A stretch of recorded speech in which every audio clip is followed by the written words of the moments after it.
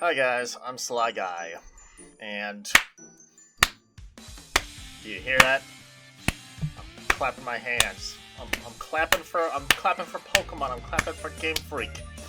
It looks like they're actually taking a risk. They're actually taking a risk. They're not playing it safe anymore, or at least right now, they're not playing it safe.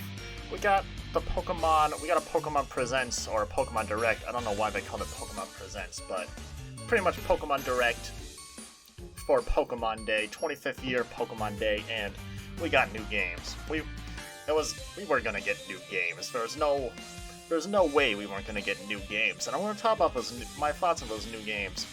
I just got home from work, and I saw the trailers while I was at work, and it's like I gotta talk about them at least if I can't do a reaction to them at all.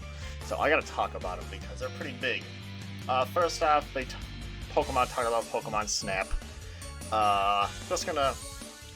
Just a quick saying that I think Pokemon Snap looks pretty beautiful. Like, that game looks good. I love how that game looks.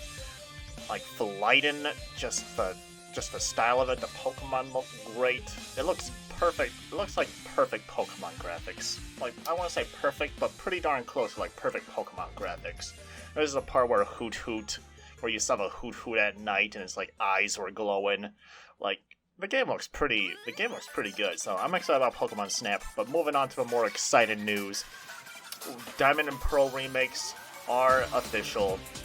I would have been more surprised if they weren't official than when they were official. Like, it was pretty obvious they had to do Diamond and Pearl remakes. It makes so much logical sense.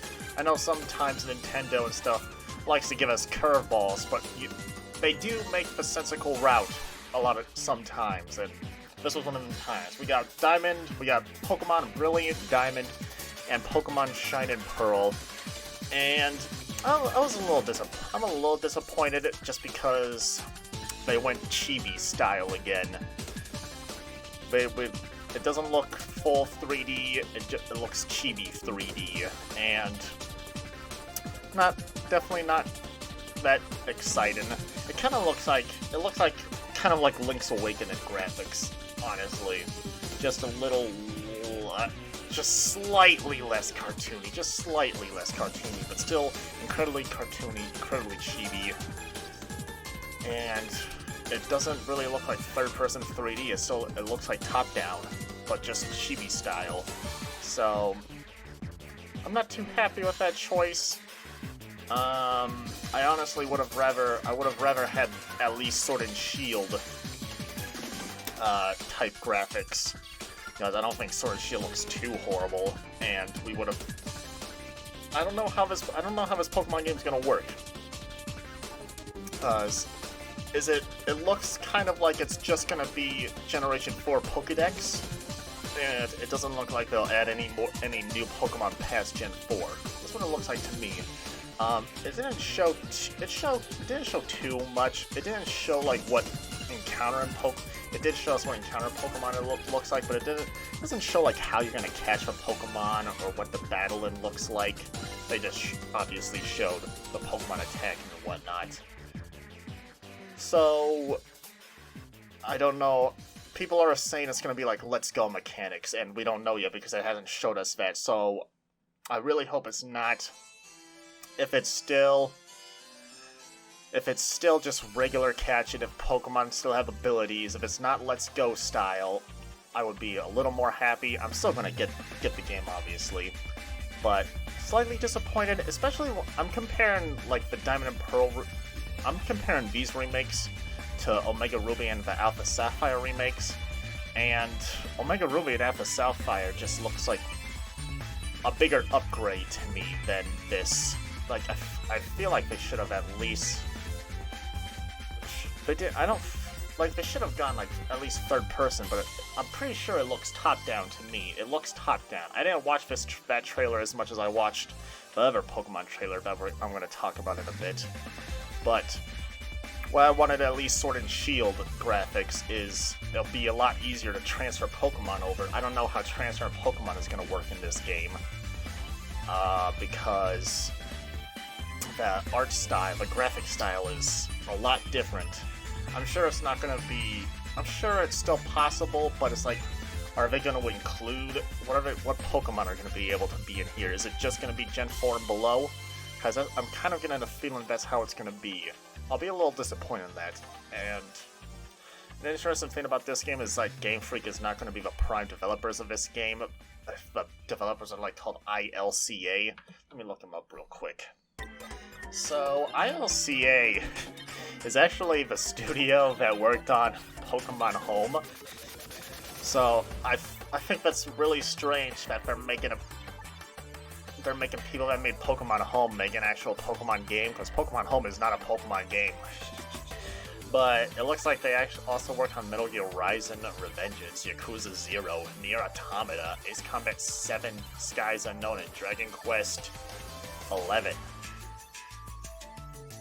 But then it says most notably Pokemon Home. I feel like a lot of those games are bigger than Pokemon Home, not gonna lie.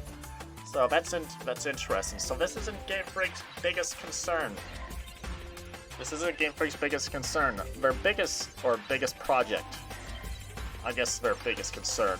Their biggest project is Pokemon Legends Arceus.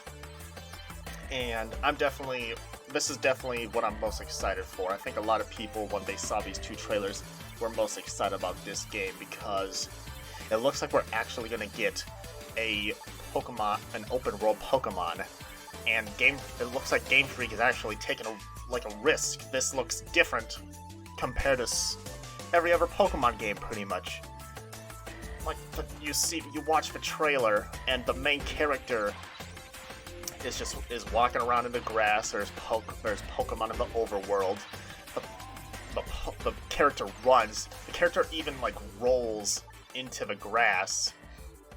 Takes a ball out. The character sees a Shinx in the overworld. Takes a ball and just throws it at the Pokemon. It doesn't even look like there's any menu selection. Get into your Pokeball. There's no menu button saying whether or not to catch it. The character just got the ball, threw it at the Shinx, and caught it. There's nothing between that process. It looks open world. It looks amazing. The graphics look like an improvement from Sword and Shield. It looks like this is. The game isn't coming out till 2022, so the trailer looks like it definitely needs some polish still. But the game still looks better than Sword and Shield. I'm pretty impressed with the graphics here, just compared to Sword and Shield. It does look better, and hopefully it gets a little better too, because it showed us the battling, which looked a little choppy. But the possibility of it, an open world Pokemon game, is just amazing, and it looks like it's finally happening. We don't know too much about this game yet, but I'm excited for it. It's coming out early 2022. Diamond and Pearl, Brilliant Diamond, Shining Pearl, gonna be the holiday games most likely, coming in late 2021. I don't think I remember a specific release date. Probably November or something like that. And Pokemon Legends Arceus should come out right after. And this is supposed to be a pre-make. This is like Sinnoh Before Time, where the narrator on the trailer said that we're making the very first Pokedex ever. What's really interesting is the starter choice, our choice of starters too. Our choice of starters is Rowlet, Cyndaquil, and Oshawott. So we get Rowlet from Gen 6, Cyndaquil from Gen 2, and Oshawott from Gen 5. That's very interesting. That is very interesting. No Gen 4 starters at all. We saw Piplups in the open world, so you should still be able to get the starters from the open world. But that can raise a question. Well, how many Pokemon are going to be included in this dex? Because if it's before Sinnoh, it can be a lot different from the Sinnoh that we know in Diamond and Pearl. There's just a lot of questions. There's a lot of questions for this game, and we're probably not going to get answers to these questions for a while, since this was just announcing it to announce it. We're going to get a lot more announcements for Brilliant Diamond and Shining Pearl, because since that's coming out first, they want to sell that game more than Legends at the moment. but I'm definitely more excited about Legends. It looks like Arceus might actually be involved in the story too, because obviously Arceus is in the title. Also, like, if I really hope this is good, and I really hope it does well, because that means Game Freak can do more of these in the future. Like, we can get a Pokemon Legends series as a whole. Like, they can do Generation 5 next, Pokemon Legends like Kyurem. Or go to Gen 2, something like that, Pokemon Legends Ho-Oh and Lugia. There's so many possibilities now that Game Freak is actually trying to do something like this. And I am very glad that Game Freak has finally decided to do something different. I'm excited about this. Brilliant Diamond, Shining Pearl. Slightly disappointed. I'm not overly mad about it, especially when they released Pokemon Legends Arceus right along with it. The game's gonna be $60. I don't see it being any cheaper, so that's a little unfortunate. But I'm still gonna buy a copy. I'm still gonna buy one of those Gen 4 remakes, and then I'm definitely gonna buy Legends Arceus. We're not gonna find out more info about this game anytime soon, I imagine. But what do you guys think about these games? What are you excited for? Are you excited for Pokemon Brilliant Diamond and Shining Pearl? Are you excited about Pokemon Legends Arceus? Let me know what you guys think. I'm excited about them, and can't wait to see more of it. I'll talk to you guys later in another video. Any updates? I'm Sly Guy. This is bye-bye.